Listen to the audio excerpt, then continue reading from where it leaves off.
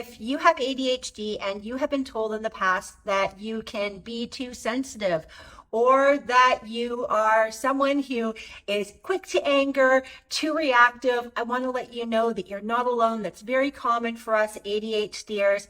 In this video, I'm going to give you 3 tips that you can use right now, today, the next time your ADHD big feelings arise. And the 3rd tip is a game changer, so make sure you stick around till the end of this video.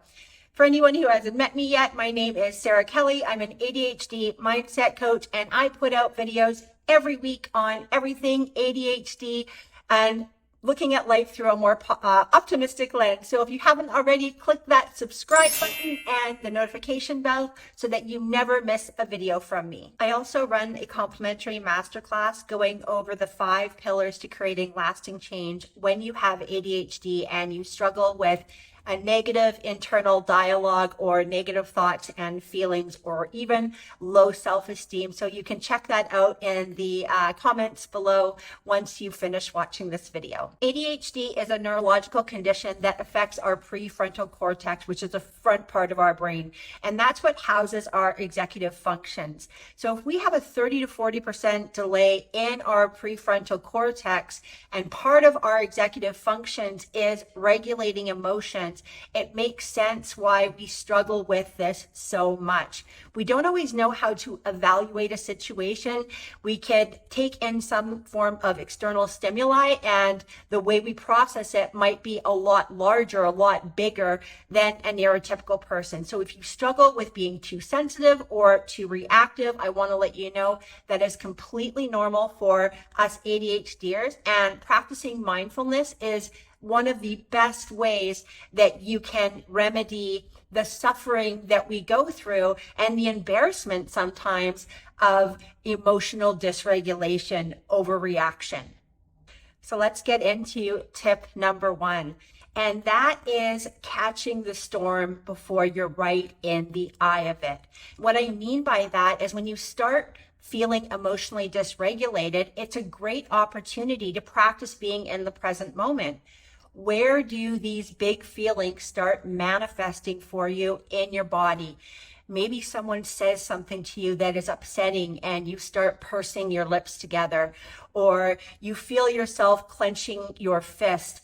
Maybe your heart rate escalates or your palms get sweaty.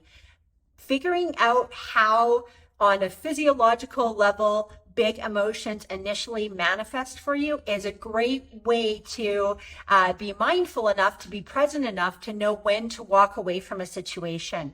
When you're feeling these feelings and you can catch them, that is when you can remove yourself from the situation that is upsetting.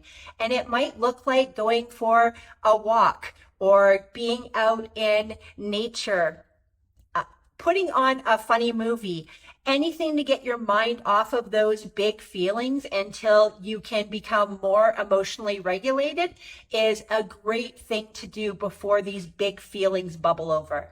And I also want to just throw in here that practicing mindfulness is a practice. So if you're not always able to catch yourself when big feelings arise, make sure to be gentle with yourself. We don't have to get it right 100% of the time. As long as we're moving the needle in the right direction, then we are progressing. My mantra is progress over perfection. I hope that you adopt it. Please steal it from me, because I think sometimes too with ADHD is we have these big expectations upon ourselves, and that can be really, really debilitating. So giving yourself a little bit of grace when you are feeling emotionally dysregulated will also help a lot.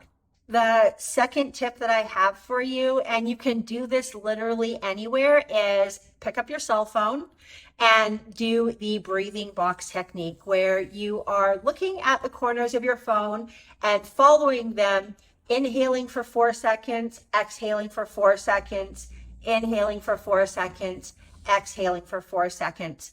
Make sure to take deep breaths so that you aren't hyperventilating, deep, slow breaths, and do this until you start feeling yourself becoming more emotionally regulated. Before I get into the third tip, if the first two tips resonate with you, like this video and please comment what you are going to start implementing, or give me some more ideas for content of videos you'd like to see. And let's push this video out to more people in the algorithm so that when other ADHDers are feeling the effects of emotional dysregulation, they have these same 3 tips to use. Now, the third thing that you can do to help with the emotional dysregulation, and in my opinion, this is the most important, is to name the feeling that you feel.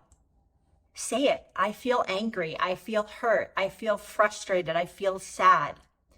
And then once you've named the feeling, don't add any extra friction by judging yourself for having that feeling. So for example, I might say, I feel angry. But then my internal monologue, that little nattery voice that's super negative might say, oh, well, you're always angry. You always lose your cool. Don't add that extra friction when you're feeling emotionally dysregulated. Say, I'm angry, and sit in that. Sitting in the feeling and naming it without judgment, without any kind of harsh self-criticism, is the quickest way for that feeling to then dissipate. Something that I really like to do when I'm present enough, when I have become emotionally dysregulated and I've been able to remove myself from that situation, is to release these big feelings. And a great way to do that is pen to paper. Journaling about your feelings, or sending yourself a voice note, or maybe even making a video and just talking out how you're feeling can be very cathartic. And then it's not going to cause that collateral damage of maybe being explosive in the presence of another person. You don't want to suppress big feelings. You want to name them. You want to acknowledge their existence. And if you need to write about things, if you need to hash things out in order to start feeling better, it is so therapeutic to do that. ADHDers tend to live in our heads a ton, and sometimes our self-talk can be really, really negative. The final tip, kind of a bonus tip, I guess I'd like to give you, is the next time you're saying something to yourself like, oh, I screw everything up, or nobody likes me, or I'm so disorganized, if you can be present enough to think about your inner child, that 10-year-old version of yourself, he or she is in there and they are listening and they need love and attention, and they are hearing all of this negative self-talk. Imagine for a moment when you are in that self-deprecating, vortex of negative self-talk, that 10-year-old version of yourself is in you. How would you talk to him or her? That right away can put a person into check of, oh yeah, of course, I would never tell a child that they were stupid or lazy or, someone who is always overreacting. You would be compassionate and kind and validating to that child. So do that to yourself as well. There is a ton of research to support that practicing mindfulness when you have ADHD absolutely helps with our self-image as well as our executive functions. And I have a complimentary masterclass that goes over the 5 pillars to creating lasting change, building confidence and empowerment within you, but without any overwhelm. The masterclass is absolutely ADHD friendly. There's a link below this video where you can register for that and check it out for yourself. Thank you so much for watching this video today. If you haven't already, please like this video and comment what you are going to use out of the 3 tips that I gave you when emotional dysregulation rears his or her ugly head. And if you haven't already, subscribe to this channel and turn on the notification bell. I put out videos every week on everything ADHD and mindset. Thank you so much for listening, and I will see you in the next one.